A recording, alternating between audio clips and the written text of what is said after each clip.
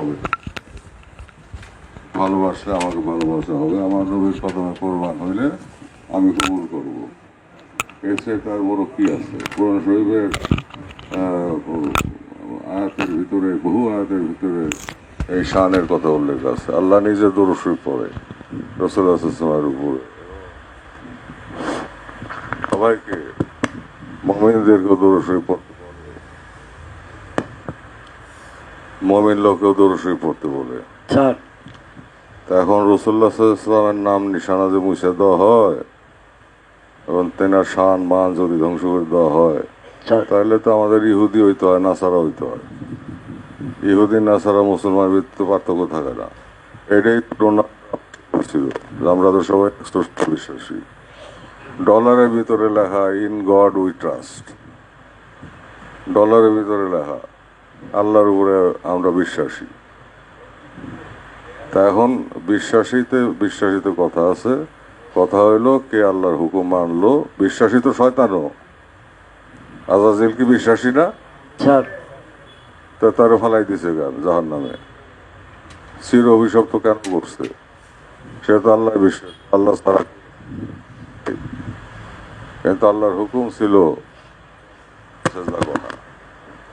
আল্লাহর হুকুম ছিল আদম আলাইহিস সালামকে সেজদা করা।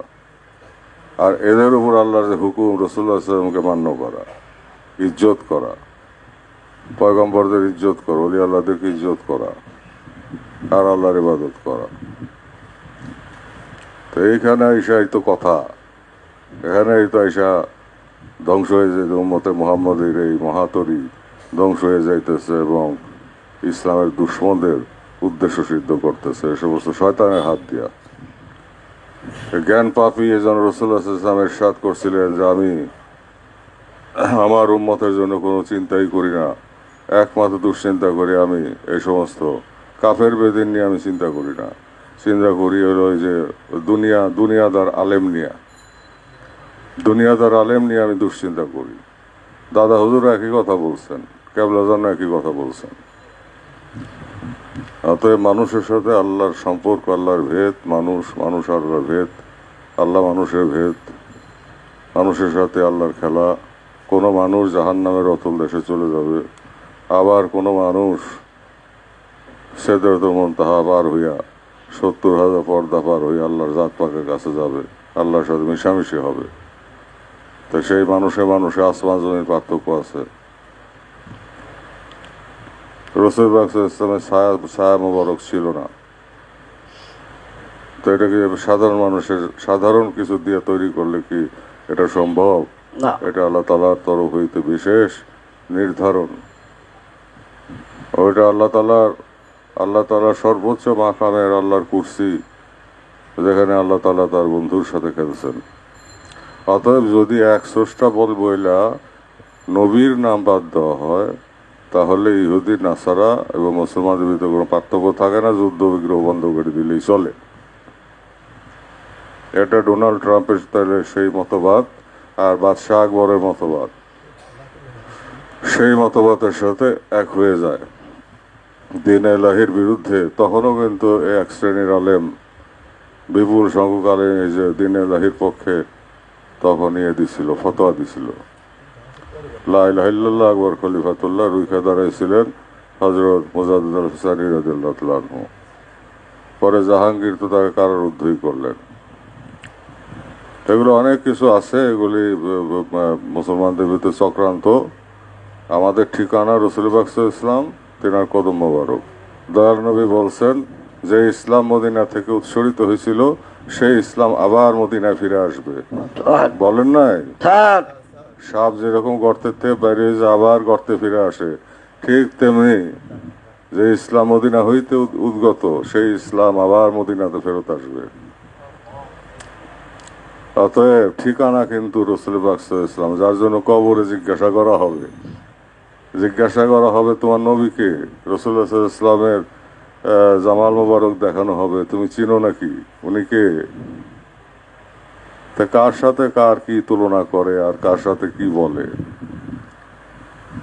এত সহজ, এত কথা, এত এত এত বাড়াবাড়ি করলে কিছুদিনের ভিতরেই এরাই ধ্বংস হবে। যেমন মির্জাফর লর্ড ক্লাইভের হাতে মরছিল না, স্যার তো এইরকম এইগুলিও কিন্তু ওই যাদের দালালি করতেছে তাদের হাতেই মারা পড়বে। সত্য সত্যই থাকবে, মিথ্যা আলাদা হয়ে যাবে। দুধ পানি একসাথে থাকবে না, দুধ দুধ হয়ে যাবে, পানি পানি হয়ে যাবে। আল্লাহ তাআলা মুনাফেক, শয়তান আর যতই আরবি বলুক না কেন, আরবি তো আবু জাহেলও বলতো, আবু লাহাবও আরবিতেই কথা বলতো। রাজন রাসূলুল্লাহ সাল্লাল্লাহু আলাইহি ওয়াসাল্লাম ইরশাদ করেন বিদায় হজের সময়, নিশ্চয়ই জানিও আরব এবং অনারবের মধ্যে কোনোই পার্থক্য নাই। কুল্লু মুসলিমুন ইখওয়া, সমস্ত মুসলমান পরস্পর ভাই। এই কথা বলেন নাই? স্যার তাহলে আরবির যদি এতই মর্যাদা থাকতো তাহলে রাসূলুল্লাহ সাল্লাল্লাহু আলাইহি ওয়াসাল্লাম তো এই কথা বলতেন না, এই কথা বলতেন না। আরবি পড়তে হয় আমাদের, যেহেতু কোরআন শরীফ আরবিতে নাযিল হয়েছে, যেহেতু রাসূলুল্লাহ সাল্লাল্লাহু আলাইহি ওয়াসাল্লাম হাদিস শরীফ আরবিতে আসছে, এই কারণে আরবি আমাদেরকে পড়তেই হবে।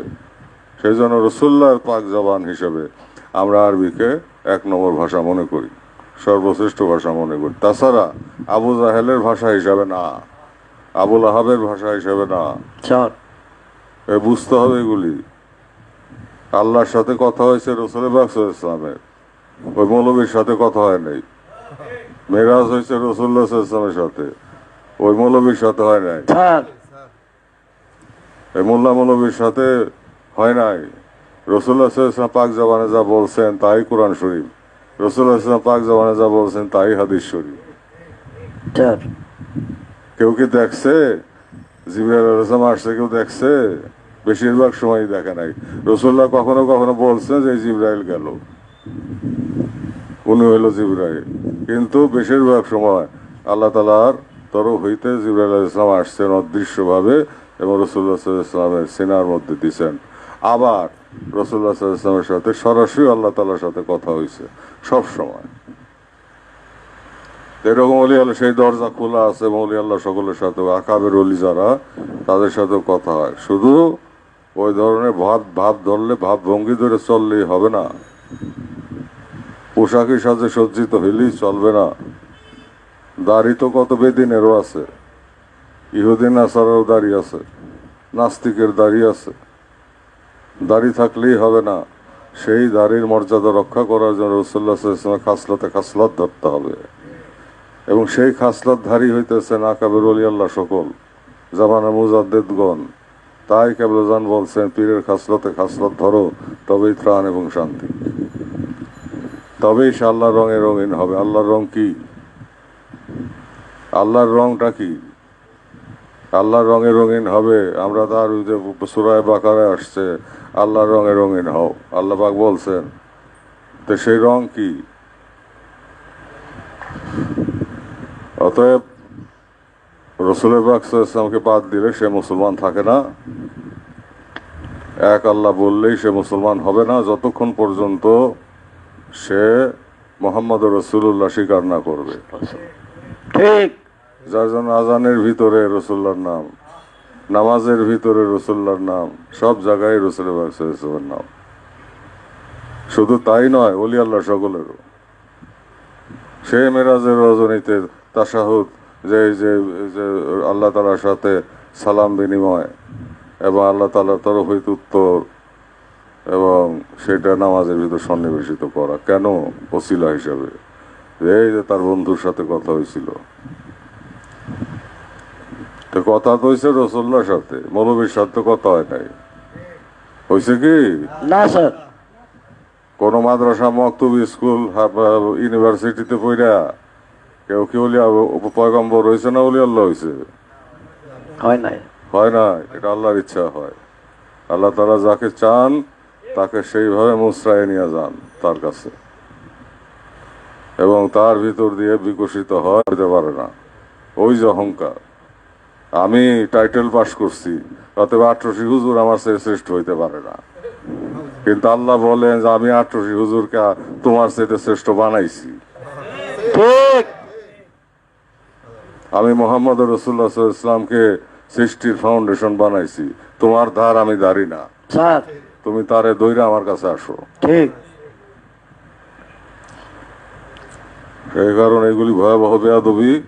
এই বেয়াদবি আল্লাহ সহ্য করবেন না, চিরজীবন সহ্য করবেন না। এই জন্য মাইর আছে মুসলমানদের কপালে, মুসলমানদের কপালে মাইর আছে। মাইরের পরে এক হবে, সঠিক পথে আসবে। যে ইমাম মাহাদির ইসলাম আসবেন, কোন মাদ্রাসায় পড়া, কোন মাদ্রাসায় পড়া উনি? তারপরে কেবলাজান হুজুর, দাদা হুজুর, যত অলি আল্লাহ সহ পয়গম্বরগণ কোন মক্তব মাদ্রাসায় বইরা পয়গম্বর বলি আল্লাহ হইছে, আল্লাহ সান্নিধ্য পাইছে। আল্লাহ তারা যাকে চাইছেন আল্লাহ তাকে সান্নিধ্য দিছেন। কখনো জিবরাইল আলাইহিস সালাম ওসিলা হিসেবে কাজ করছে, এবং জিবরাইল আলাইহিস সালাম যেখানে ওসিলা হিসেবে কাজ করেন সেখানে অলি আল্লাহ সকল বা পয়গম্বরগণ কাজ করছেন। এই হলো কথা। স্যার তো বলেন, আপনি বক্তব্য দেন, বয়ান রাখেন। আল্লাহ